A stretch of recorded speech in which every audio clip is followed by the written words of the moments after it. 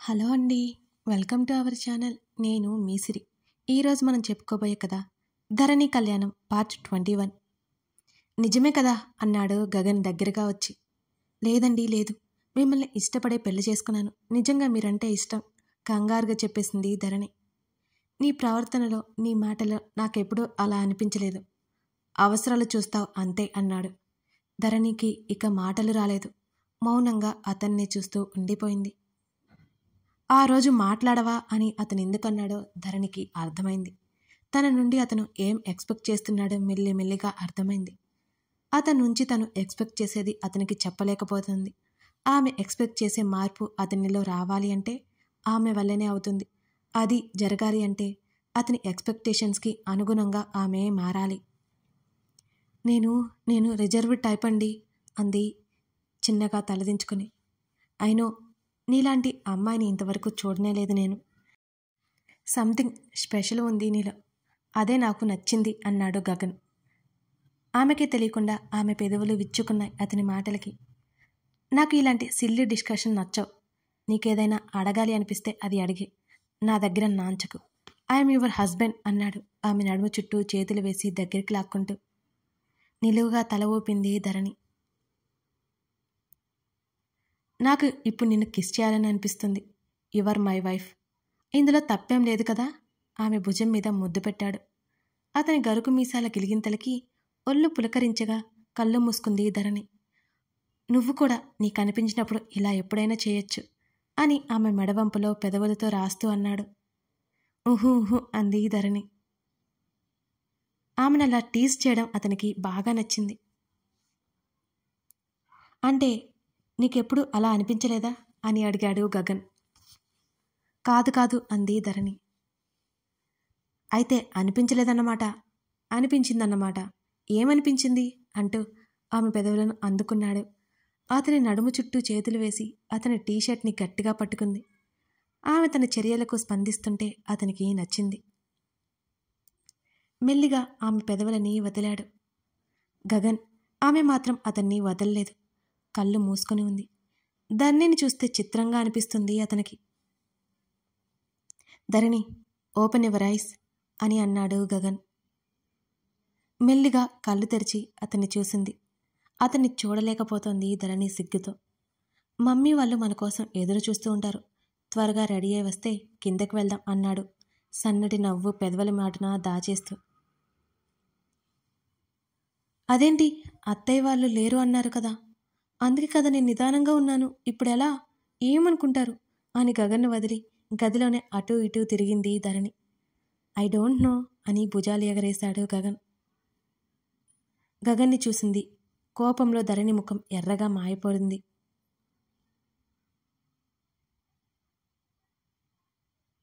దేవుని గమనించి మౌనంగా తలదించుకుని ఉంది జాహ్నవి. జాను, అస్సలు కాంప్రమైజ్ అవ్వకు. బుజ్జి ఎంత పిలిచినా పట్టించుకోవద్దు. లోపల చెప్పుకుని తల ఎత్తనే లేదు అసలు జాను. జాహ్నవి అని దేవు పిలిచాడు. కళ్ళు మాత్రమే ఎత్తి అతని వంక చూసింది. డ్రాప్ చేయనా అని అడిగాడతను. నో థ్యాంక్స్ దేవ్ గారు, నేను క్యాబ్లో వెళ్ళిపోతాను అంది మళ్ళీ నేల చూపులు చూస్తూ. నైట్ జరిగిన దానికి సారీ. నేను వేరే టెన్షన్లో ఉండి మిమ్మల్ని అరిచేశాను. ఇప్పటి వరకు నేను ఎవరి మీద అలా అనలేదు. రియల్లీ సారీ, నా వల్ల హట్ అయ్యారని అర్థమైంది అని అన్నాడు దేవ్. మనం అనుకున్న వాళ్ళ మీదే కోపమైన చిరాకైనా చూపిస్తారు అన్న ఏదో సినిమా డైలాగ్ గుర్తొచ్చింది జానుకి. 2 అడుగులు ఎత్తులో తేలిన ఫీలింగ్ కలిగింది జాహ్నవీలు. పర్వాలేదులేండి, నేనే ఫోన్ చేసి ఉండకూడదు మూతి ముడుచుకుని చెప్పింది జాను. అలాంటిదేమీ లేదు, మీరు కాల్ చేయొచ్చు. నేను వేరే పనిలో ఉండి కాస్త డిస్టర్బ్డ్గా ఉన్నాను అంతే అన్నాడు దేవ్. డిస్టర్బ్డ్గా ఉన్నారా? ఏమైందండి అని కంగారు పడిపోయింది జాహ్నవి. ఇప్పుడు ఓకే అన్నాడు చిన్నగా నవ్వుతూ. నిజంగా ఓకేనా? ఏదైనా ప్రాబ్లం ఉంటే నాతో షేర్ చేసుకోవచ్చు. చక్కగా వినిపెడతా. అంతకుమించి ఏమీ చేయలేను అంది జాను.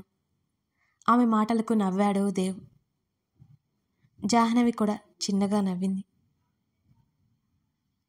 సరే, ఇప్పటికైనా మిమ్మల్ని డ్రాప్ చేయొచ్చా అని అడిగాడు దేవ్. నిజంగా పర్వాలేదు, మీరు వెళ్ళిపోండి, నేను క్యాబ్లో వెళ్తాను అంది జాను. నాకేం ప్రాబ్లం లేదు. ఇంతకీ మీ స్కూటీ ఏమైంది అని అడిగాడు దేవ్. దేవుడు కష్టాలన్నీ నాకే ఇస్తాడు, ఏం చెప్పాలి మీకు అని లేని కన్నీళ్లు తుడుచుకుంది జాను. అంతగా ఏమైందండి అని అడిగాడు దేవ్. ఏం చెప్పాలండి, ఎలా చెప్పను? మా మమ్మీ నాకు చివాట్లు పెట్టింది. ఇంకోసారి డ్రైవింగ్ అంటే కర్ర పుచ్చుకొని వెంట పడిద్ది. చూడండి ఎన్ని కష్టాలొచ్చాయో నాకు అంది డ్రామాటిక్గా. జాహ్నవి మాటలకు హాయిగా నవ్వేశాడు దేవ్. దేవ్ నవ్వుతుంటే సంతోషపడిపోయింది జాను. తిన్నారా అని అడిగింది అతన్ని. లేదు, ఆఫీస్ క్యాంటీన్లో తింటాను అని చెప్పాడు దేవ్. అదేంటి అలా, మీ ఇంట్లో వంట చేయలేదా అని అడిగింది జాను. అలాంటిదే, వంట చేసే రాముకి హెల్త్ బాగాలేదు, సో తప్పదు. సరే సరే, ఇప్పటికైనా డ్రాప్ చేయొచ్చా మిమ్మల్ని అని అడిగాడు దేవ్. దేవునే చూసింది జాహ్నవి. ధరణి, వాట్ హ్యాపెన్ అని అడిగాడు ముడుచుకుపోయిన ధరణి ముఖాన్ని చూస్తూ గగన్. అత్తయ్య గారు ఏమంటారో అంది. అప్పటికే ఆమె కళ్ళల్లో నీళ్లు తిరిగాయి. ధరణి అని ఆమెని దగ్గరికి రాబోయాడు. అతన్ని తప్పించుకుని డ్రెస్సింగ్ టేబుల్ దగ్గరికి వెళ్ళి బొట్టు పెట్టుకుని చకచకా జడను అల్లుకుని చీర సరిగ్గా సెట్ చేసుకుని డోర్ తీసుకుని వెళ్ళిపోయింది ధరణి.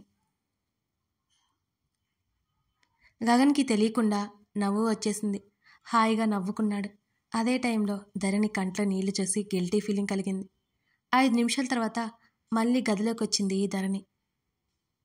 అబద్ధం ఎందుకు చెప్పారు అని అడిగింది ఉక్రోషంగా. ఏం చెప్పాను అని అన్నాడు గుర్తు చేసుకుంటూ ఉన్నట్టు నటిస్తూ. అత్తయ్య వాళ్ళు లేరు కదా అంది ధరణి. నేను అదే కదా చెప్పాను అన్నాడు గగన్. లేదు, తర్వాత ఉన్నారని చెప్పారు మీరు అంది ధరణి.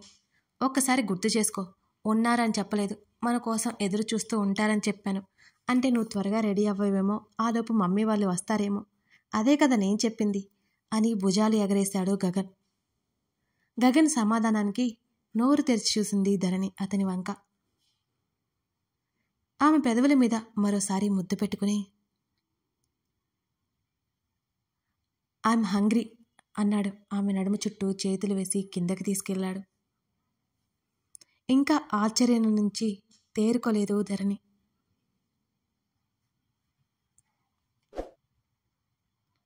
దేవ్ బైక్ ఎక్కి కూర్చుంది జాహ్నవి. ఇద్దరి ప్రయాణం మొదలైంది. కొంత సమయం మాటలు లేవు ఇద్దరి మధ్య. దేవ్ గారు పిలిచింది జాహ్నవి. హా అన్నాడతను చిన్నగా. మీరేం చేస్తుంటారు అని అడిగింది జాహ్నవి. నాది స్టార్టప్ కంపెనీ, స్టాఫ్ మొత్తం 30 మెంబర్స్ అంతే అన్నాడు దేవ్. గ్రేట్ అంది జాను. దేవ్ చిన్నగా నవ్వాడు ఆమె మాటలకి. నిజంగా చెప్తున్నాను అంది, అతను నమ్మట్లేదు అనుకుని. ఇప్పుడు నేను కాదనలేదు కదా అన్నాడు దేవ్. సర్లేండి, మీ కంపెనీ గురించి చెప్పండి అంది జాను. ఎందుకు అని అడిగాడు దేవ్. ఊరికే తెలుసుకుందామని. ఇష్టం లేకపోతే చెప్పొద్దులండి అంది జాహ్నవి మూతి తిప్పుతూ.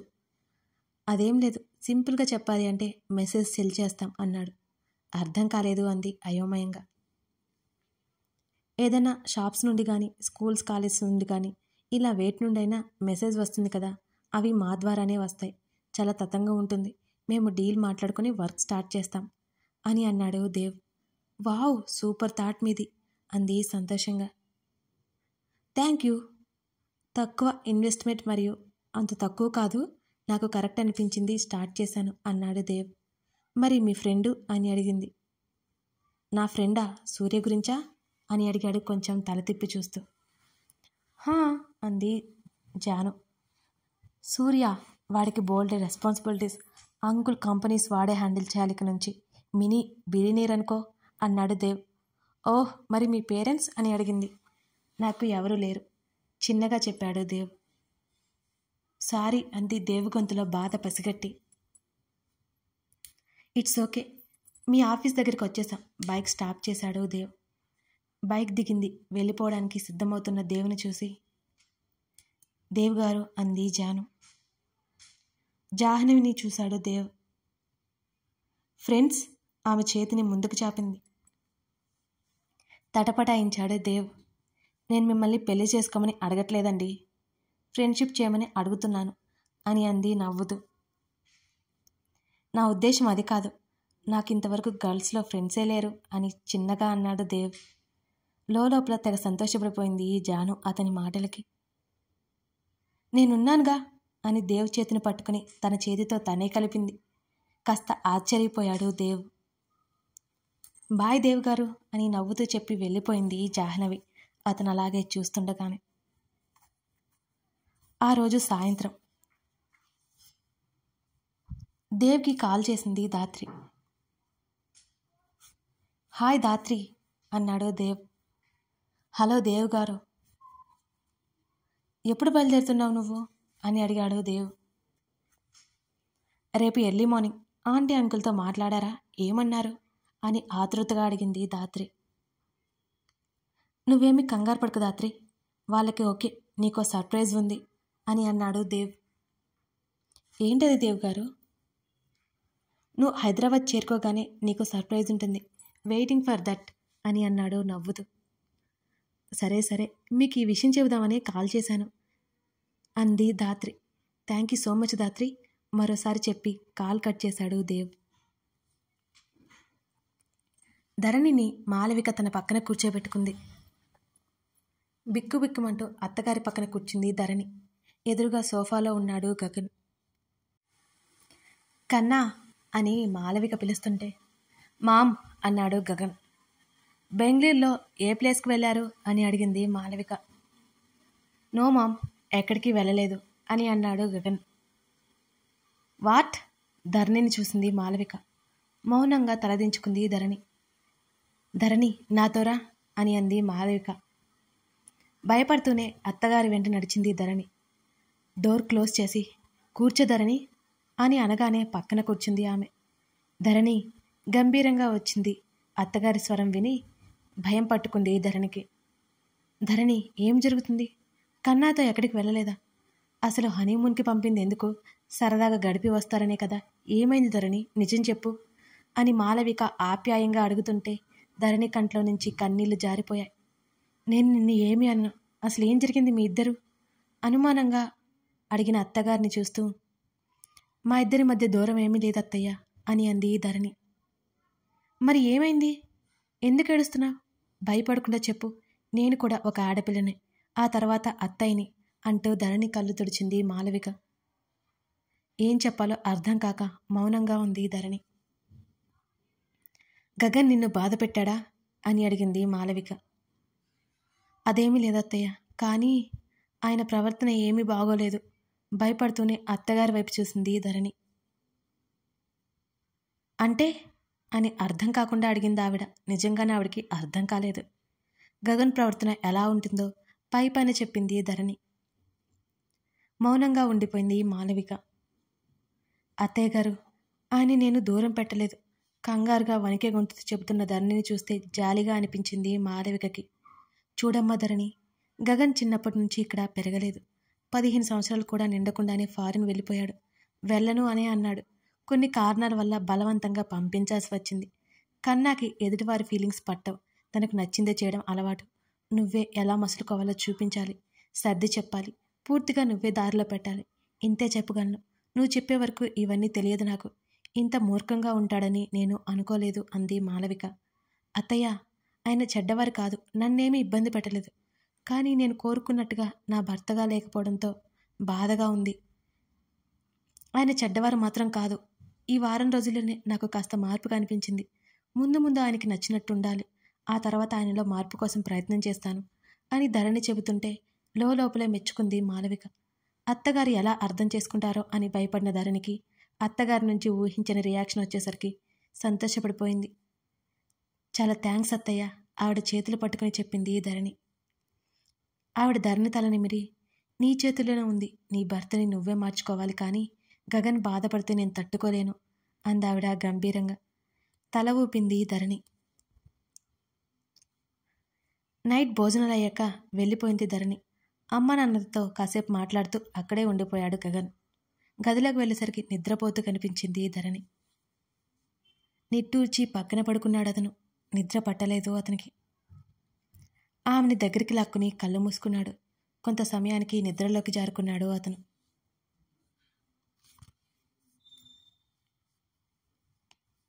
నాన్నా సూర్య! కళ్యాణి పిలుపుకి నిద్రలో నుంచి లేచాడు సూర్య. ఏంటిమా అని అడిగాడు. డాడీ వాళ్ళ ఫ్రెండ్ కూతురు హైదరాబాద్ వస్తుంది, వెళ్ళి పికప్ చేసుకున్నా అన్నా అంది బ్రతిమాలుతూ. డ్రైవర్ని పంపించు, నా వల్ల కావడం లేదు. ప్లీజ్ మా అన్నాడు లేచి కూర్చుంటూ. బాగా కావలసిన వాళ్ళ అమ్మాయి నాన్న, డాడీ ఫ్రెండ్ రామంకుల్ లేదు, వాళ్ళ అమ్మాయి, వెళ్ళకపోతే బాగోదు నాన్న అని చెప్పింది కళ్యాణి. డాడీని వెళ్ళమని చెప్పు ప్లీజ్ అమ్మా అన్నాడుతను. డాడీ వాకింగ్కి వెళ్ళారు, ఫోన్ కూడా తీసుకుని వెళ్ళలేదు అని చెప్పింది కళ్యాణి. ఎలాగైనా నన్ను పంపించాలని ఫిక్స్ అయినట్టున్నారు అని చిరాగ్గా లేచి కూర్చున్నాడు. కోపం తెచ్చుకోకు నాన్న, ఈ ఒక్కసారికి అంది కళ్యాణి. సరేలే అన్నాడు సూర్య. ఇలాగే వెళ్ళిపోతావా అని అడిగింది. ఎయిర్పోర్ట్కి వెళ్ళేది పెళ్ళికి కాదు, ఫేస్ వాష్ చేసుకొస్తా, కాఫీ ఇవ్వు చాలమ్మా అన్నాడు విసుగ్గా. సూర్య ఒప్పుకున్నాడు చాలు అనుకుని కాఫీ కలపడం కోసం వెళ్ళింది కళ్యాణి. కథ కొనసాగుతోంది. గగన్ సైడ్ నుంచి అతను కరెక్ట్గా ఉన్నాడు, ధరణి సైడ్ నుంచి ఆమె కరెక్ట్గా ఉంది. మరి వీళ్ళిద్దరి బంధం ఇంకా ఎలా బలపడనుంది, లేకపోతే వీళ్ళిద్దరి బంధం బేటలు వారుతుందా? తెలుసుకోవాలి అంటే మిగతా స్టోరీ చూడాల్సిందే. ఈ కథ మీకు నచ్చితే లైక్ చేసి సబ్స్క్రైబ్ చేసుకోండి. Thank you.